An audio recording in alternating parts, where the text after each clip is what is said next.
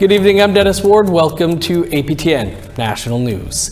We begin in Alberta, where a wildfire hit the town site of Jasper last night, destroying much of the popular tourist destination. APTN's Chris Stewart has the latest. Images began showing up online last night of the damage done to the picturesque town of Jasper, Alberta. Buildings, hotels, and houses are seen on fire. The wildfire reached 300 to 400 feet in height. 25,000 people were evacuated earlier this week as the fire approached. Videos this morning on social media showed charred businesses, cars, and houses showing extensive damage. This afternoon, an emotional Danielle Smith said up to half the town has been destroyed. Homes and businesses have been lost to a wildfire that people are calling a wall of flames.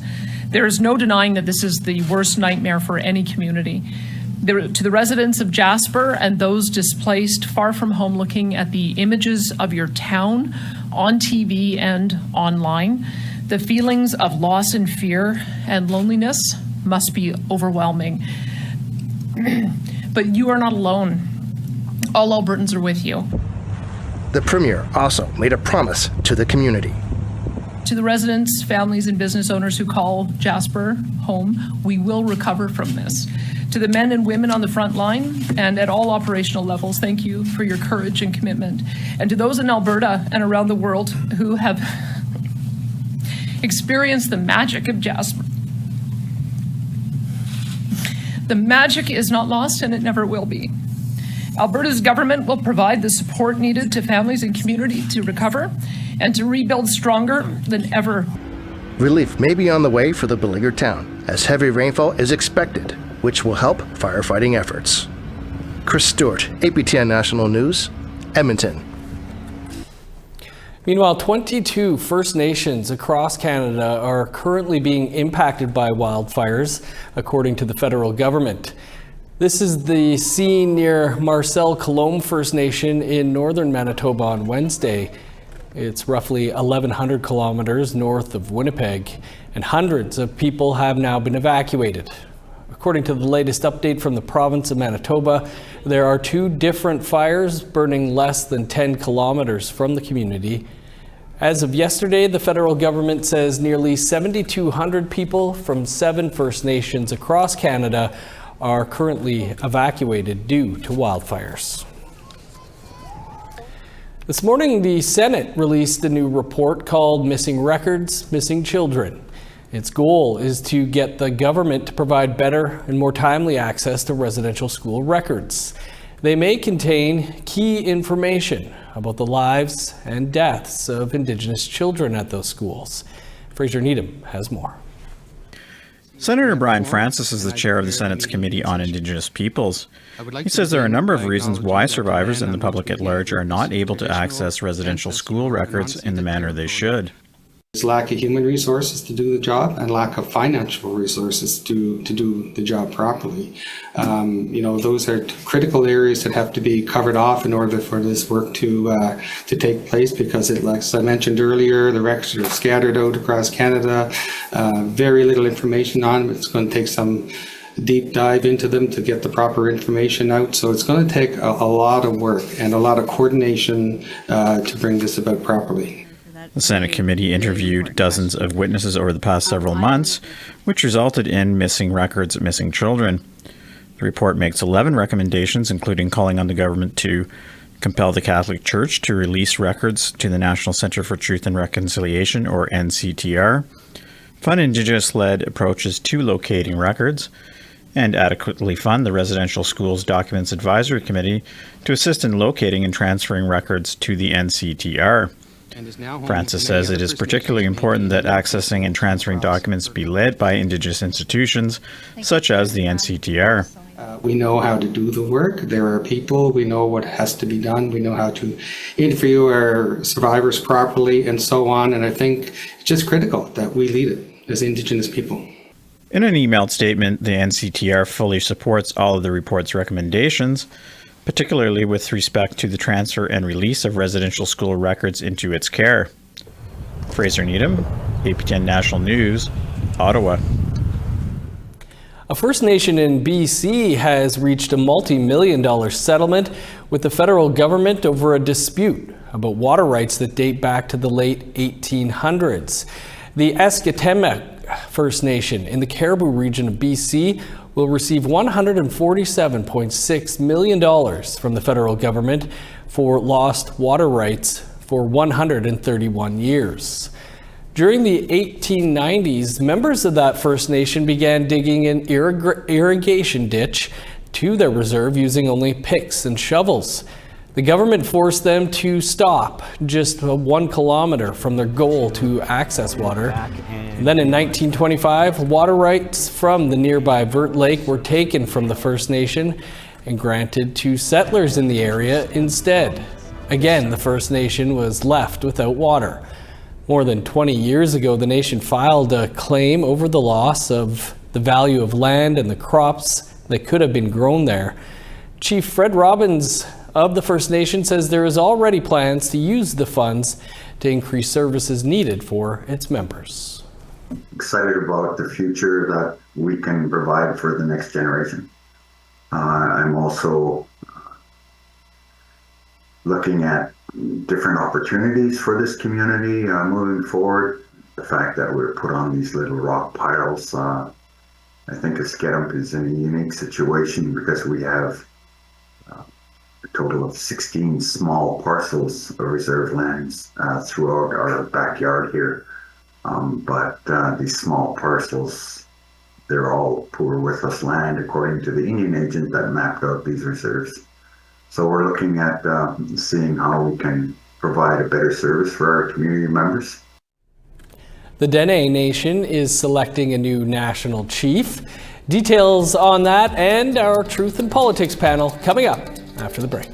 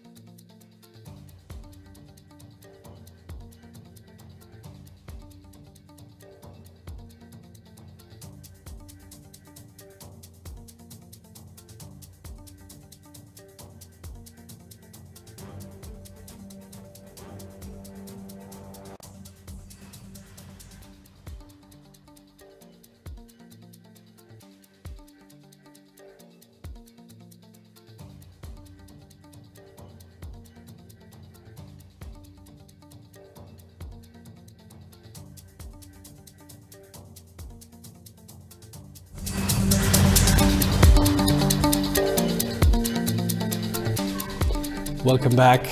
The Indian Brotherhood of the Northwest Territories was established in 1969, and ever since they've had a leader. This week it's time to choose the next national chief for the Dene Nation. Our reporter Charlotte Moore-Jacobs brings us that story. There's a record number of candidates vying for national chief of the Dene Nation. Usually there's only 2 candidates, so typically a single vote elects the leader. But with 6 candidates, the rules have been altered, and the winner must nab 51% majority of the ballots cast. Despite skepticism to change the Constitution, delegates gave it the green light. Speeches began with former National Chief Norman Yakalula of Toledo, who once served as MLA in the territories. When I was an MLA and I thought I knew everything, and I was going to change the world as an MLA for the Sawtoo. Because I saw the injustice going on in our communities, with the housing, the education. We got to put the government in the Northwest Territories on notice. You're no longer going to be around once we get our act together as a nation. Next, Katlodiche First Nation Chief April Martel talked about tackling the addictions issues in the NWT. And we also need to make the RCMP responsible to help us and assist us in the communities when it comes to drug dealing, when it comes to eviction of drug dealers in our communities. We have BCRs that we evict our drug dealers, but we need to push the RCMP to assist in taking those drug dealers out and improving our justice system in the communities and our victim services. We have too many victims in our small communities. Incumbent Gerald Antoine is a veteran politician who served as Grand Chief of the Deitcho First Nations. He gave this emotional reflection on his time in office. I saw the machinery and the moving parts in your communities, at the region, here at Dene Nation, and at the national level. I see that you're not into it. Meanwhile, former Satu MLA Paulichina of Fort Good Hope spoke towards her 2 decades working for the territorial government. But I feel that we are not recognized as strongly as we should be. I feel that our people in the smaller communities are not treated with adequate housing, with adequate services when it also comes to mental health. I think that as Dene Nation, as Dene Day, why can't we take over those services? Why can't we administer it? And why aren't we at the table and accessing further funding through AFN? Former Clincho Grand Chief George McKenzie says more needs to be done to get students to graduate. We got to find a way for the teachers to stay longer in our communities. And one way that we did it is we took the teachers out on the land on weekends. Volunteer work we did. We didn't get paid for it. Because of that, some teachers stayed for 7 years. Even one teacher stayed for 14 years. Finally, former Smith's Landing First Nation Chief Jerry Cheesy of Fort Smith wants to further the distance between the Dene Nation and the GNWT. They have proven to be ineffective in just about every aspect of our lives. They have an annual budget of $2.2 billion. Does any of that money go into your communities? Very little. Why are we, the owners of the land, beggars in our own homeland? Results are scheduled to be announced no later than 8 p.m. Thursday night, which will be followed by a swearing-in ceremony. Charlotte Moore-Jacobs, APTN National News, Dada. Thanks, Charlotte. A move by the federal government to cap the amount of money allocated to search the grounds of former residential schools has disappointed and outraged many. Communities could previously receive up to $3 million per year through the Residential Schools Missing Children Community Support Fund, but funding will now be capped at $500,000. Our Truth and Politics panel is here to discuss the changes. Jennifer Lewitz is a partner with Pasqua harbor strategies, and Negon Sinclair is a columnist with the Winnipeg Free Press. Jennifer Negon, thanks for being with us. Jennifer, the federal government is capping the amount of money for searches at former residential school sites is necessary to take a sustainable approach to provide funding to as many communities as possible. Your thoughts on that? I think now is not the time to be doing that. Now, there's a lot of communities that were just getting in the middle of establishing their committees and understanding how they're actually going to approach this. So I think with the federal government coming down and saying, actually, you know what, we're going to cut the funding and we're also going to restrict the areas that you can search that will be funded is a little bit of a problem. And it really brings into question how much the government is willing to participate in reconciliation, especially as it comes to learning about the truth behind unmarked graves and giving the nations the capacity to search what might be there. Negon, used to be $3 million, I believe, down to $500,000. What do you make of this substantial cutback? There's certainly public pressure that's being put on the government by certain forces, certain political forces that are saying things like, show us the bodies, show us the evidence that these anomalies are unmarked graves. I mean, anyone who says that simply doesn't understand science. The fact is that these graves are oftentimes very difficult to discern. They're also very difficult to find. And what we're looking for isn't skeletal remains as much as it is human DNA, which is kind of like saying, looking for a needle in a haystack, especially in huge areas of soil where unmarked graves are suggested to have been. The fact is that, nearly 10,000 students went to schools, disappeared, no one has ever heard from or seen since. The fact is that those children have to be found, and that is a mark on all Canadians, on every single part of the legacy of residential schools, and the Canadian government has a responsibility to step up and whatever it takes to help communities find their children. Jennifer, do you think this decision could be reversed? And if not, what do you think the impact will be? I do think this decision could be reversed. Whether or not it will be is a completely different question, especially, when we're seeing what might be the end of this government's time. They've been in power for 9 years. Whether or not they're going to want to reverse decisions like this or make any new large funding announcements will be an entirely different question. And then that also raises the concern of, if the government does change after the next election next year, what does that look like? And is a Conservative government actually going to be willing to pour the resources into this, especially if it's not popular amongst their base?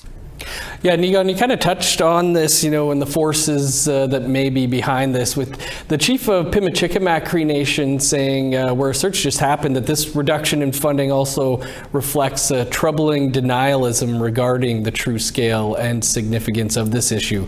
Thoughts on that? Yeah, Kimberly Murray, the special interlocutor on the issue of unmarked graves, has commented a lot about this, even going so far as to suggest that this should be labeled as some kind of crime or a hate crime. Most residential school denialists, when they are talking about residential school, are talking from absolute ignorance, or maybe an anecdote or two where they hear from a certain residential school survivor that perhaps the stories of residential schools are either overblown or that they wasn't as much of the pain and abuse and death as suggested. Here's a fact. The Truth and Reconciliation Commission, which had reputable researchers, people with certifications, people with dozens and dozens of years of experience in research, scoured the archives, talked about the deaths of children at the schools, the abuse of children at the schools, and the fact that this is the largest blemish on Canadian history that was tantamount to genocide. That's enough. That's enough for me. And the can is open now. It's impossible to close that can, no matter how many people want to spread propaganda or lies about residential schools. The fact is that Canadians know what happened during those schools, and we still have many unanswered questions. And many of those unanswered questions could be found in the potential anomalies that suggest very much that look like unmarked graves at those sites. And we may find that some of them are not, but we may find some of them that are, and that alone will be the answers to some of those questions. Jennifer Negon, we'll leave it there. Appreciate you as always being here. And programming note, you can watch an encore of our episode of Face to Face with Jennifer Leywitz tonight, right here, right after the news. The Order of Manitoba is being bestowed upon a number of Indigenous people today. Details coming up after the break.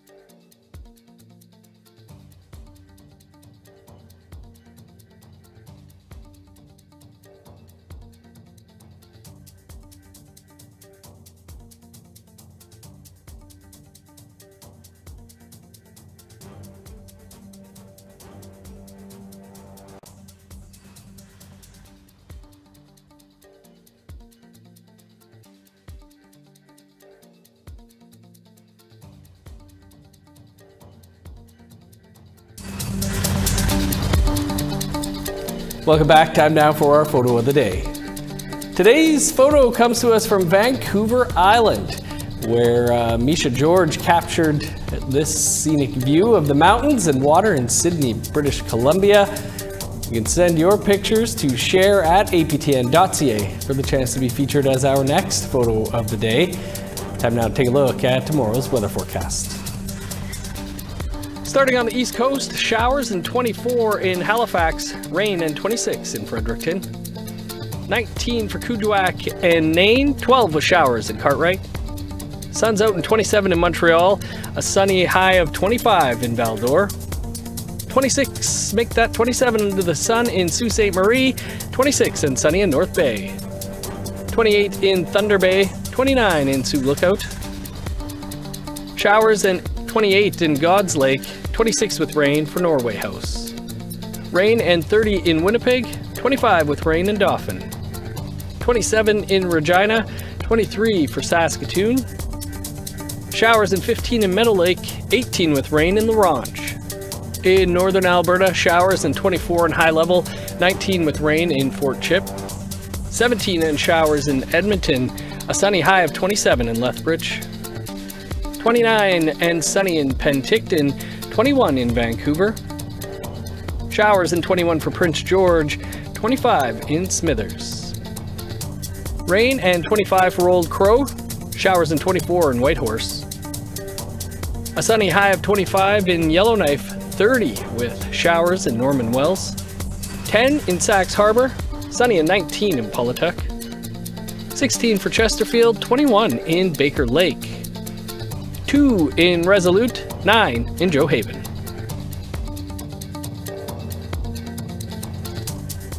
Today, the Order of Manitoba will be bestowed onto 12 accomplished Manitobans, 3 of whom are Indigenous. Sav Jonesa has more on who and why they're being honored. 12 Manitobans are the latest inductees into the Order of Manitoba. Those selected are being recognized with the province's highest honor for their positive contributions to the social, cultural, and economic well-being of Manitoba and its residents.